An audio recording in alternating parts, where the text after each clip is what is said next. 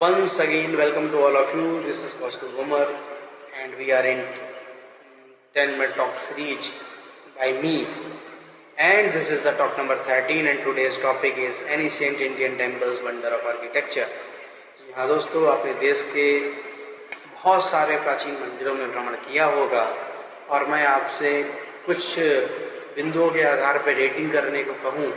तो आपके पास ऐसे बहुत सारे कारण होंगे जिसमें आप प्राचीन मंदिरों को 10 में से 10 रेटिंग देंगे। अब वो कारण कौन से होंगे? तो वहाँ का शिल्प, वहाँ का भौगोलिक स्थितियाँ जहाँ पर वो मंदिर बना है, वहाँ का आर्किटेक्चर, वहाँ का मंडप, वहाँ के लॉन, हर एक चीज़ ऐसी होगी जिसमें डिफरेंट पॉइंट को ध्यान में रखते हुए अगर मैं आपको कहूँ कि आपको वोट करना है, मार्क्स देंगे तो आप 10 आउट ऑफ 10 देंगे। जी हाँ दोस्तों, तो मैं कुछ ऐसे अनुभव भी आपके साथ साझा करता हूँ जहाँ पर मैंने विजिट करे मंदिरों को और मैं विस्मय में पड़ गया उन जगहों को देखकर। तो ऐसा ही एक हम लोग जो है माउंट आबू में दिलवाड़ा जैन मंदिर के बारे में जानते हैं और जब दोस्तों मैं वहाँ पहुँचा तो मैं वहाँ का जो आर्किटेक्चर था वो देख के बिल्कुल एक तरीके से शॉक हो गया। ऐसे जो है छत पर, यानी कि जो मंदिर की छत थी उसकी छत पर ऐसे लगातार सैकड़ों मूर्तियाँ बनी हुई थी जो कि इनवर्ट थी, यानी कि उल्टी थी, और सारी मूर्तियाँ बिल्कुल एक जैसी देखने में लग रही थी। आप विचार कीजिए कि ये उस समय मंदिर बना था जब हमारे पास ऐसे बहुत बड़ी बड़ी मशीनें नहीं थी जो ऊंचे से पृथ्वी तल से लगभग 1000 जो है मीटर की ऊंचाई पर स्थित पहाड़ पर इतने बड़े बड़े पत्थरों को ले जाएं। वहाँ पर तराशना भी हाथ से, पत्थरों को तराशा भी हाथ से जाता था और वहाँ पर सारा काम जो होता था वो कहीं ना कहीं मजदूरों के द्वारा, शिल्पकारों के द्वारा किया जाता था। अगर उसके बारे में आप सोचेंगे तो आप कई बार जो है विस्मयकारी नज़रों से उसको देखेंगे और सोच में पड़ जाएंगे। जयपुर का जंतर मंतर हो या दिल्ली में जंतर मंतर हो या फिर उज्जैन का जंतर मंतर हो, क्या वैज्ञानिक दृष्टिकोण के साथ में वहाँ पर उसको तैयार किया गया था। सभी राजा अलग अलग थे, लेकिन आप उनके वैज्ञानिक दृष्टिकोण को समझिए। मौसम को परखने के लिए, साल का, दिन का, हफ्तों का, महीनों का पता लगाने के लिए, ऋतुओं को पता लगाने के लिए, ग्रह नक्षत्रों की दिशा और दशा का पता लगाने के लिए कितने वैज्ञानिक तरीके से वहाँ पर निर्माण कार्य हुआ था। आज नालंदा विश्वविद्यालय का जब जिक्र हमारे और तक्षशिला विश्वविद्यालय का जिक्र हमारे जहन में जब आता है, जब हम उसके बारे में सोचते हैं, हालांकि उसके अवशेष बचे हैं, सब कुछ समाप्त हो गया, ये हमारा दुर्भाग्य है, लेकिन आप वहाँ पर भी जाएंगे तो उन खंडरों को देखेंगे और आप अगर कुछ देर के लिए सोचें तो आपको लगेगा कि शायद हम उसी समय में पहुँच गए हैं और आपको कहीं ना कहीं एहसास होगा उस खूबसूरत सुंदर सी जो है विद्या के मंदिर का, यानी विद्या के विश्वविद्यालय का, जहाँ पर सैकड़ों हजारों लोग शिक्षा लेने का काम करते थे, जहाँ पर लोगों का विवेक जगता था, जहाँ पर युद्ध के शास्त्र भी लोग सीखते थे, व्यापार का शास्त्र भी लोग सीखते थे,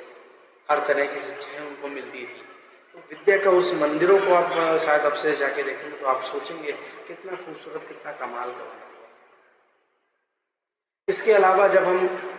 हिमाचल में की ऊपर पहाड़ियों में जाते हैं तो कुछ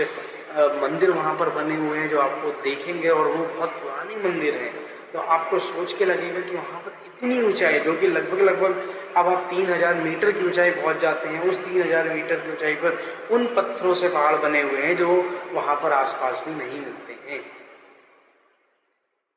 तो ये सब मनुष्य के वश में था और कितने बुरे से बुरे हालात में भी वो अपने आप को बचा के ले गए। आज भी जाने कितने मंदिर ऐसे हैं कि जैसे पहले बने हुए थे, सिर्फ कुछ छोटा मोटा रिनोवेशन की ज़रूरत है जिनको, लेकिन आज भी वो वैसे ही बने हुए हैं। ये देश में अपने वास्तविकता में जो एक प्राचीन भारतीय शिल्प के नायाब नमूने हैं जिन्हें आप देखने को मिलते हैं। आप मीनाक्षी मंदिर की जब बात करते हैं, मदुरै का मीनाक्षी मंदिर, जब आप उसको देखेंगे तो देखते ही रह जाएंगे कि जिस तरह का उसको पूरा डिजाइन किया गया है मंदिर का, उसका गर्भगृह हो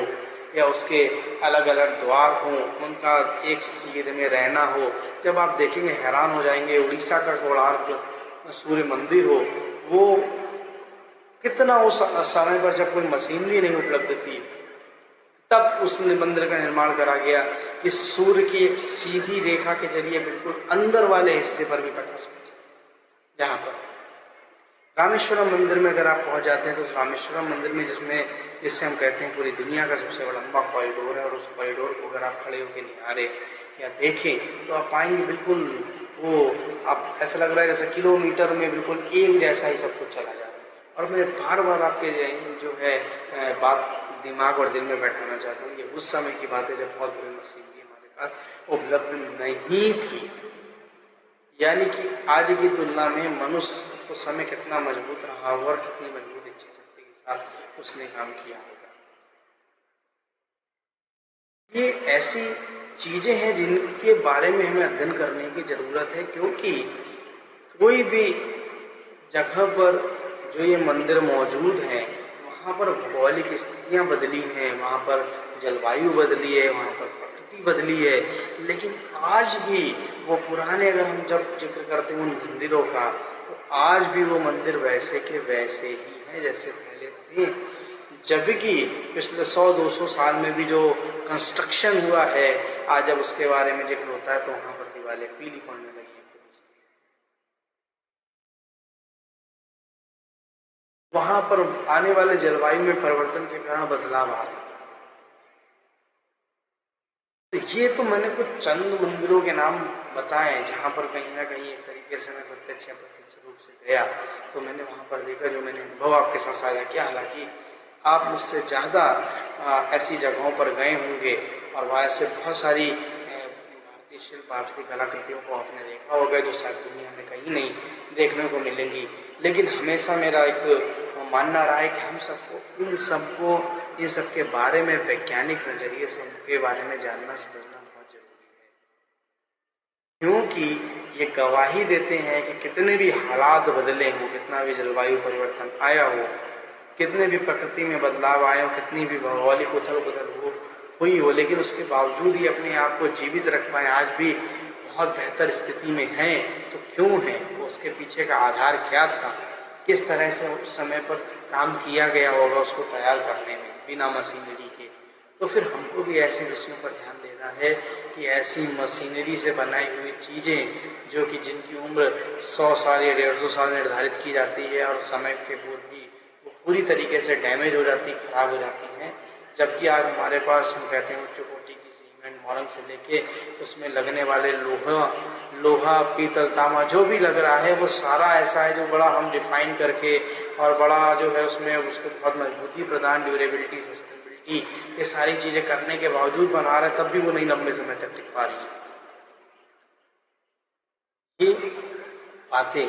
जो मैं आपसे साझा कर रहा हूँ, शायद इस पर आपका ध्यान बहुत कम जाता होगा, लेकिन मेरी इस वीडियो के बाद आपका ध्यान जाएगा और मुझे उम्मीद है कि आप आने वाले समय में आप में से बहुत सारे लोग जब जगहों पर विजिट करेंगे तो उन जगहों पर देखने का नज़रिया आपका बदल जाएगा।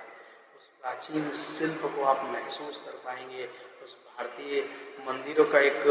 जो स्वर्णिम युग है, स्वर्णिम इतिहास है, उसके बारे में जब आप सोचेंगे और ये सोचते हुए कि हमारी तुलना में उस समय संसाधन कितने कम रहे होंगे, तो मैं आपको बता दूँ आपके अंदर भी कुछ अलग सा करने का एक विल आएगा, एक इच्छा शक्ति बनेगी।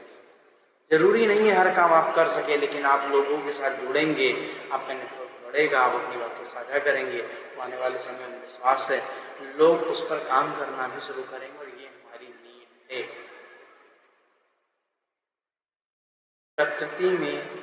जब हम कुछ चीज़ों को तैयार करते हैं तो उनका स्वरूप भी प्राकृतिक ही होना चाहिए, और अगर स्वरूप प्राकृतिक नहीं होगा तो ये हमेशा से ध्यान रखिए चीज़ें समय के साथ समाप्त हो जाएंगी और आप कुछ नहीं कर पाएंगे। प्रकृति के साथ जितना तालमेल बिठा के चीज़ें बनाई जाती हैं, ध्यान रखिएगा उनकी उम्र उतनी ही ज़्यादा लंबी होती है। क्यों? क्योंकि उसमें प्रकृति की भी रजामंदी से खूबसूरत प्रकृति ने हमें बहुत कुछ दिया है, और इस प्रकृति को हमें भी अगर वापस कुछ करना है तो सिर्फ इसका सहयोग देना है। हमें ऐसी चीज़ों का निर्माण करना है जो प्रकृति के साथ कदम से कदम मिला के आगे बढ़े, उसको नुकसान ना पहुंचाए।